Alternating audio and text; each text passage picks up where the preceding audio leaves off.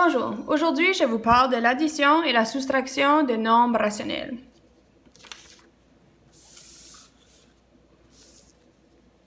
Lorsqu'on fait ceci, vous devez placer les fractions sur un plus petit commun dénominateur. Allons voir.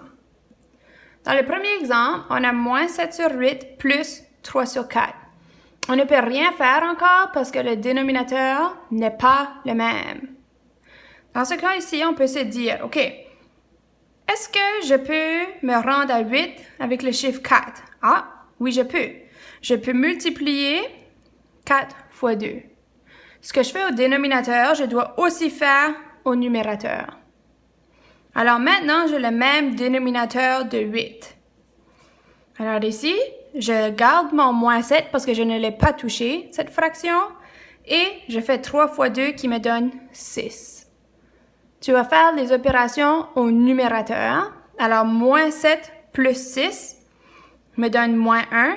Et je ne touche pas le 8 parce que j'ai déjà travaillé avec. Le 8 reste là.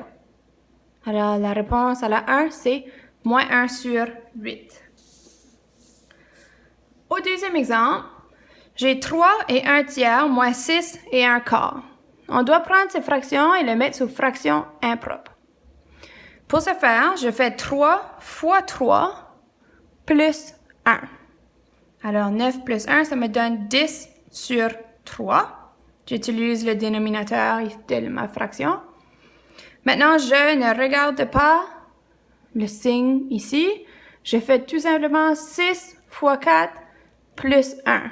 Alors, ça me donne 25 sur mon dénominateur de 4. Et c'est une soustraction.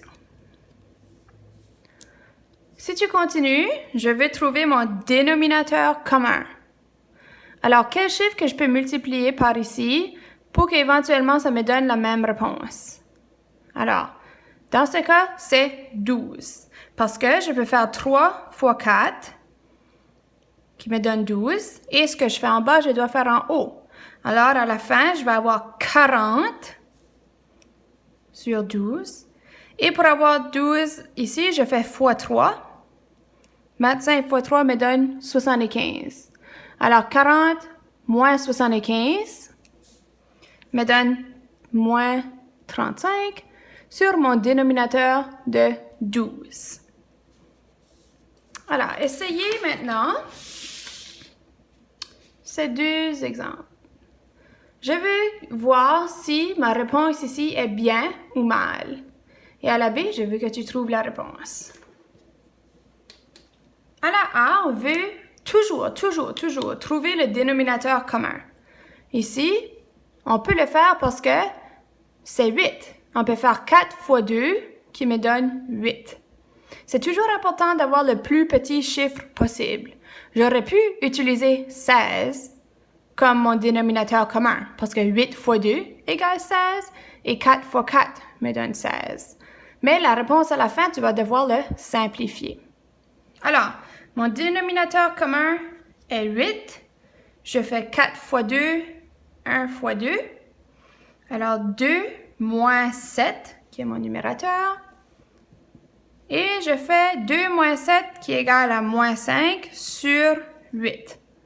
Et effectivement, ma réponse est bien. À la B, c'est 5 et 4. Là, je dois trouver mon dénominateur commun, le plus petit. Alors, je peux dire 5 fois 1. OK? 4 fois rien me donne 5. 5 fois 2 égale 10. Est-ce que 4 fois quelque chose égale à 10? Non. 5 fois 3, 15. 4 fois rien me donne 15. Ah, 5 fois 4 me donne 20.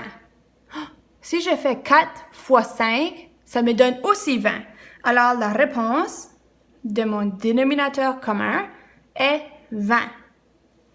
Alors ici, mes deux fractions vont être sur 20. Je dois multiplier par 4 pour le premier. Alors, 3 fois 4 me donne 12. Ces deux fractions sont équivalentes. 4 fois 5 me donne 20. Et je le multiplie aussi au numérateur. Alors ça me donne 5. Ma réponse est 17 sur 20, qui est une fraction irréductible. Merci, bonne journée!